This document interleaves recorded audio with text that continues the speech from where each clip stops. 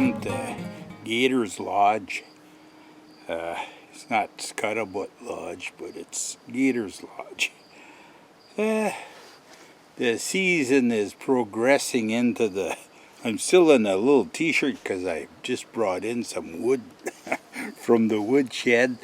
So I'm kind of hot around the collar, but it's getting cool, let's say, every night. And right now we're pre-noon hour. And just wanted to remind folks that this time of the year, the fishing season, well, for trout anyways, and for a lot of kinds of fish around here, is over. So it's time to think about fixing all our fishing equipment for the season. Often neglected and sometimes put aside is your favorite fishing rods because you've muscled them, yeah. If you there's different kinds of rods, like there's carbon fiber and there's fiberglass and there's even the older ones that they were made out of bamboo, I think. And I have a few fly lines that are made out of bamboo, the original fly lines. And I even have a fishing rod. One day I'll have to show you that one. It's about that long.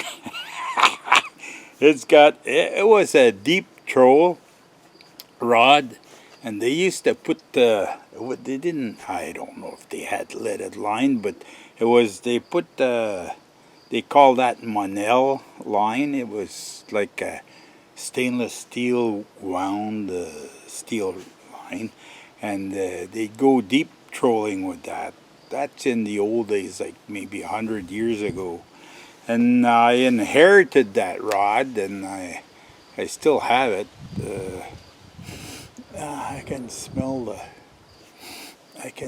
the maple wood burning in the stove inside. It smells good.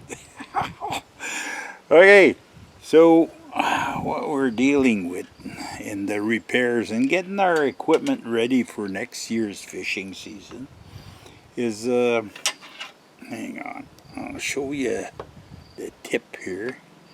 See the tip? Well, this was what happened to it. Hang on. See that? That's, I could tell you stories about the one that got away, but I won't. It's probably using, this is a carbon fiber rod. It's a Berkeley, and it's an expensive one, well made. But when you break off the tip, well, there's a repair that's in line, and I did that. I did it yesterday, and I thought I must make a video of this because maybe some people don't know that you can repair these, eh? Well, to a certain extent, like let's say if you're down to here, well, you could still see the bigger diameter is. Can you focus on that? That's your bigger diameter. Well, from these that I have a selection. This one here is the smallest one. How I did this, I've had this selection of for quite a few years. I've bought them at they call that here in Ottawa Laurentian Trading Post, which I think it's closed now. I don't think it exists anymore. But I forget now how much I had paid, and it doesn't matter much. It's just something. Hang on, I'll just show you. Scoop over here. You see this here, folks, right there?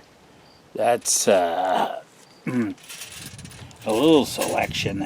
2, 4, 6, 7, 8 with the broken one. I keep this in case maybe someday I'd have to reblue the chunk of carbon fiber if I can, and at the worst case drill it out, and then it'll fit on something else that I can need.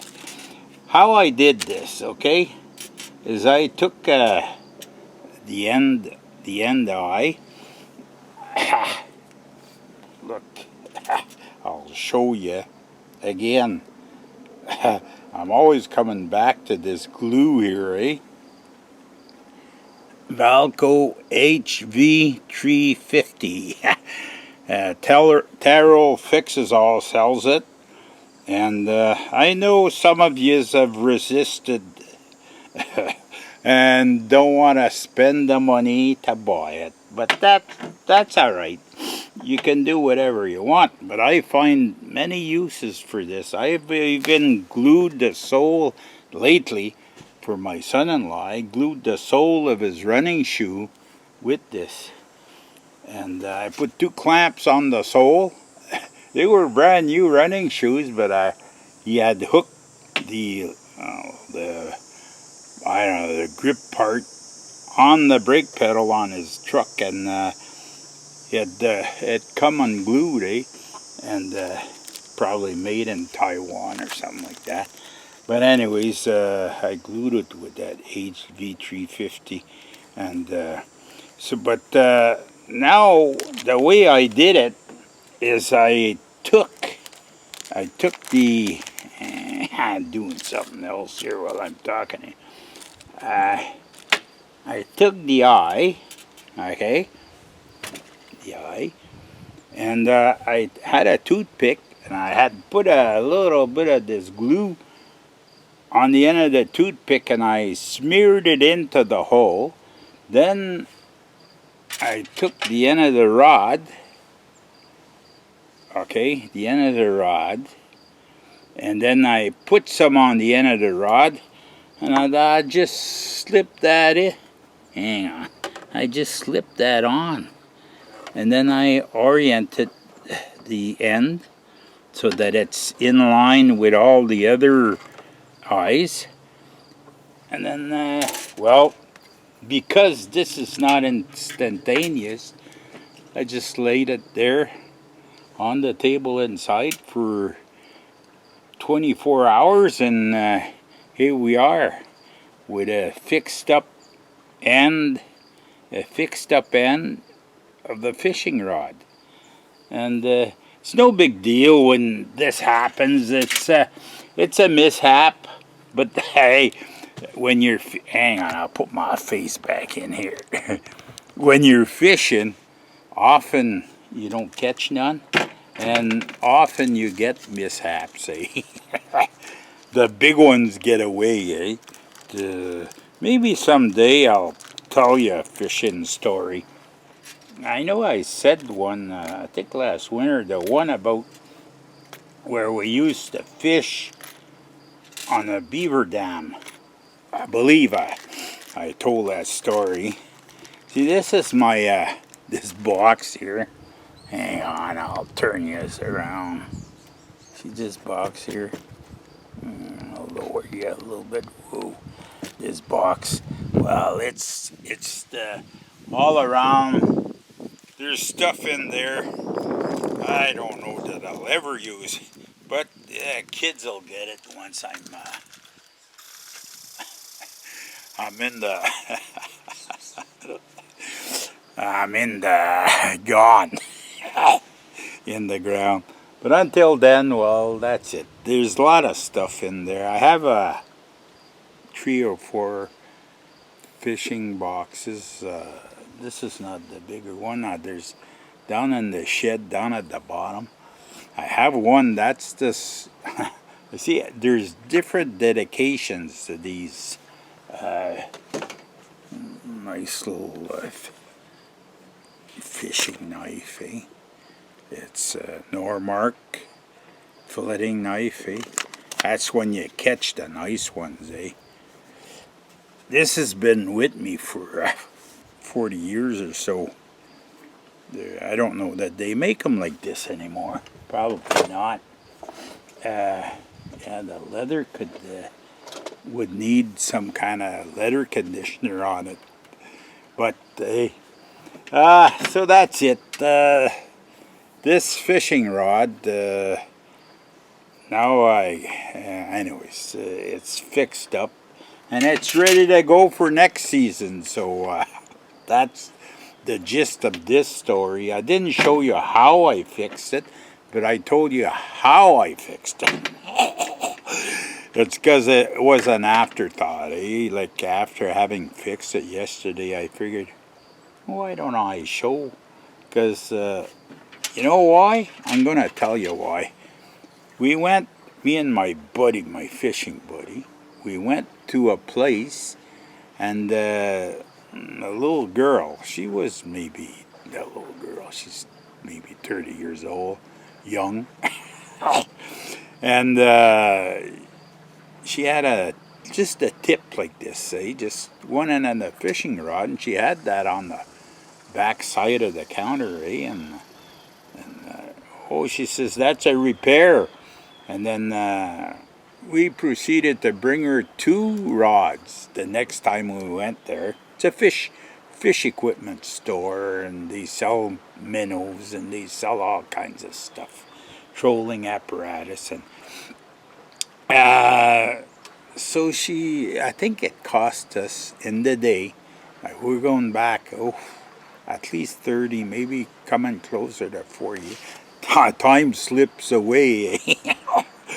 Anyways, I think in the day, $20 a rod, and see, just the ends, I think the little envelope of ends there, I checked the other day on eBay, and 7 something for a little bag of different sizes, and you can get them black or you can get them stainless steel, different different shininess, and some with the eye made out of it's like a glass. I don't know what it's made out of, but anyways, so you can repair your fishing rods, even the thread here, like that holds these here. You can repair those and use epoxy and coat them with a layer of epoxy, and it's just not as fancy as this, but maybe just black. You could use just a normal thread, and you could epoxy it, and it'll hold for a long time. And see, this is where it slips together. Well, you can build it up with a wind of a thread and then epoxy it, and it's the same thing. It'll last a long time. So if you take care of your fishing rods and you repair them, you'll have them for a lifetime. Okay, friends, it was fun gathering at the lodge again. It seems like we spent a lot of the summer at the lodge this year, but that's okay. We enjoy the weather up here. Time where the weather is slipping away on us, and soon it'll be time to get back to the big city, and the snow will be flying. But until then, as usual, comments are welcome, and we'll see you in the next one.